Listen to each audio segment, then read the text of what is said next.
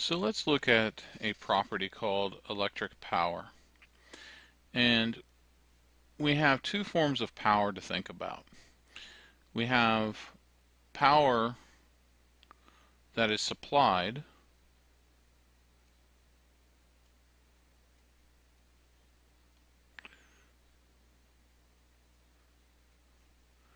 and we get that by cells, batteries,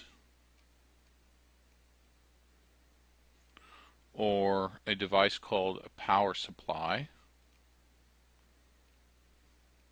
You'll be using those in lab. And the formula for power that's supplied is equal to the current from the supply, the cell, battery, times the potential of the battery or cell or power supply, and we'll call that source. The potential of the source. So that's what's supplied to the circuit. Now power is dissipated.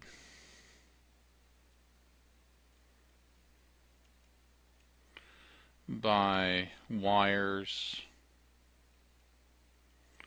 resistors,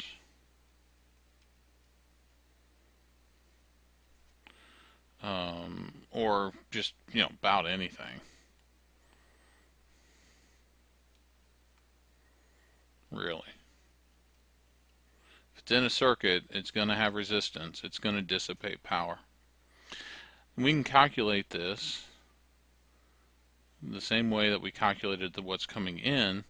We can calculate that as the current flowing through whatever resistance times the voltage drop across that resistance. Now, if we use Ohm's law, put it over here, is equal to V equals I times R. And if I put in for V back into the power formula, I get IR times, and I'm going to change I to be through the resistor, times the resistance. And that's just going to be IR squared times R. Now, if I rearrange this formula for I, that's just going to be I equals voltage divided by resistance, and put that back into this equation. I'm going to get voltage drop over resistance times voltage drop across the resistance, and that's just equal to the voltage drop squared over the resistance.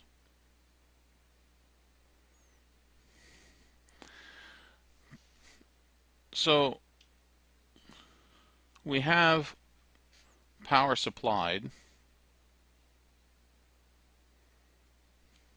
Okay, so we can just write it as subscripts here. So we have power supplied,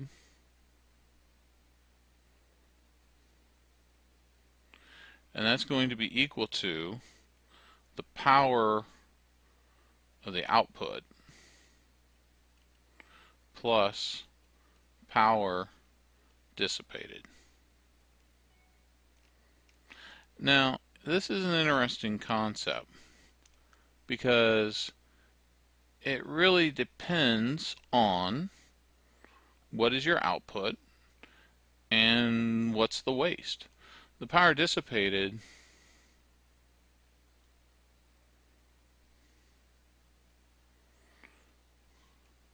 can be heat,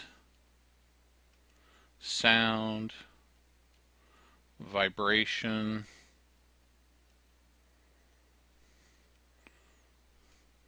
um, anything that light,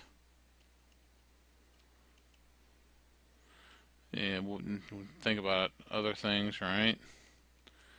So it really depends on what my device needs to do. Let's think of two examples. So let's say I have a light bulb.